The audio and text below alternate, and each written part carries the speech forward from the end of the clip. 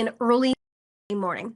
We are expecting all 20 of our living hostages to be released together at one time to the Red Cross and transported among 6 to 8 vehicles without any sick displays by Hamas, the terror organization.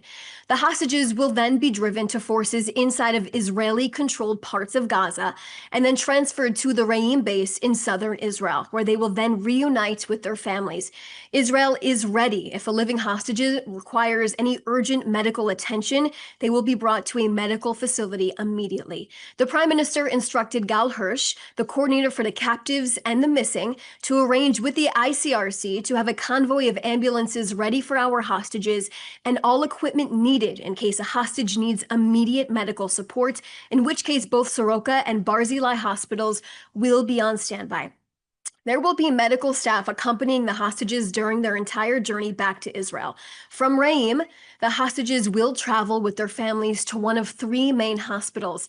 10 hostages will be sent to Sheba Medical Center, 5 hostages at Belenson, and 5 hostages will receive treatment at Ichilov. All 3 hospitals are prepared at all levels to receive them.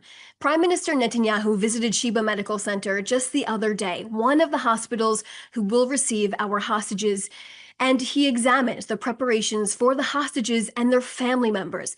The Prime Minister walked through the rooms they will be staying in with their family spaces as well, and control center to understand the enormous procedures that are in place to rehabilitate the hostages. Now, he praised the readiness of the medical teams who have experts on staff at all times to assist our hostages in any condition that they may be returning in. Our living hostages will face difficult tasks of physical and mental rehabilitation during this time. The entire nation of Israel will embrace them and help them get back on their feet and ensure proper Jewish burials for those who were taken from us. We are also ready and prepared to receive the bodies of our 28 hostages who have the living hostages after the living hostages are released.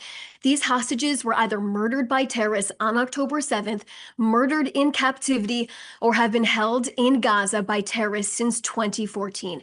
Now, once the Red Cross hands the remains to the IDF forces inside of controlled Israeli territory in Gaza, our forces will hold a short ceremony in the Gaza Strip during that handover. The coffins will be draped with Israeli flags, and traditional Jewish memorial prayers for the dead will be said. The mourner's Kaddish prayer will be recited. The bodies will then be brought to the Abu Kabir Forensic Institute for identification in the Yafo area. Now, following the ID process and in coordination with the Jewish law and, of course, tradition, their families will then be notified in an appropriate time frame to bury their loved ones in a timely fashion. Tomorrow will be a day of reunification and excitement for some families who have waited 2 years to embrace their loved ones, while other families will grieve the return of their loved ones, closing a painful circle with proper and dignified burials. An international body, which was agreed on in this plan, will help locate the hostages if they are not found and released tomorrow. The Prime Minister insists that we will act to locate all of these hostages as soon as possible, and we will do that as a sacred duty of communal responsibility. Now, we ask the media, please, to use utmost sensitivity when covering this story, as there are emotional complexities and trauma tied to the events to come. Next, let me address the visit of President Trump to Israel tomorrow. Prime Minister Netanyahu invited President Trump to speak at the Knesset. The president will arrive tomorrow around 9:20 a.m. at Ben Gurion Airport. He will be welcomed by Prime Minister Netanyahu, Mrs. Sarah Netanyahu, and the President Herzog.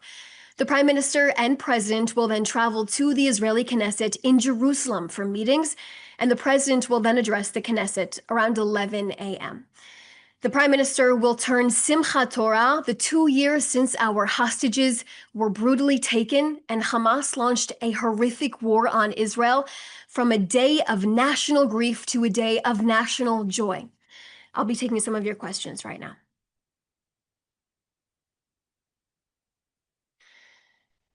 Many of these questions that are actually listed in this chat have already been addressed. Many of you have been asking about the procedures for the release of our hostages. As like I said, the first question I'm going to take is from Joel Pollack from Breitbart News. He asked, what do you make of the fact that some participants in last night's demonstration booed the prime minister? Prime Minister Netanyahu has gotten us to this point. In cooperation, in coordination with President Trump, this is why we are here today, waiting for our hostages to return home. Through military, through diplomatic pressure, Prime Minister Netanyahu took risks, and those risks led us to this point. The first phase of this plan is releasing all of our hostages, and that was a dedication and a promise he made to those families. And here I am, standing today, telling you that the Prime Minister is following through on that promise.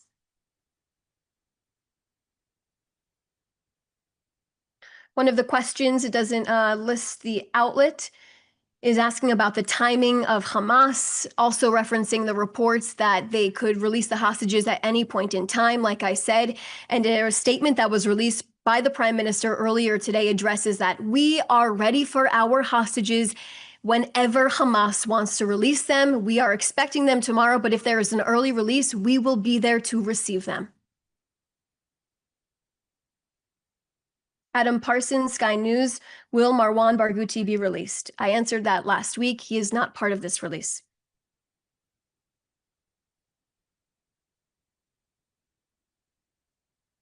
Going through the rest of these questions, like I said, a lot of them are repeats.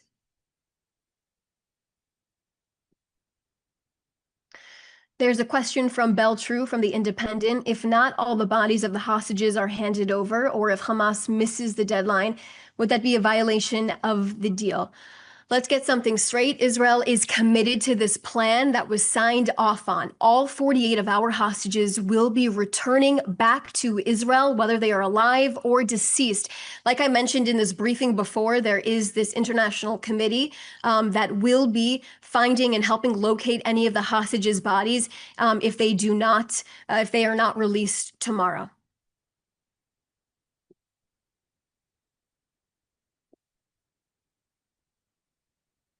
Going through the rest of these questions. Recording in progress. Eliot, CBS News to everyone. She is asking, when will the Palestinian prisoners be released? And I do have an answer for that. I just want to grab this. Basically, what we're saying right now is that the Palestinian prisoners will be released once Israel has confirmation that all of our hostages set to be released tomorrow are cross the border into Israel. And once we have that confirmation, we are expecting that the prisoners will already be on the buses. But once the confirmation comes through, they have crossed into Israeli territory, those buses will start and they will begin their journey. Thank you so much to everyone asking these questions. We appreciate it. Thanks for your time.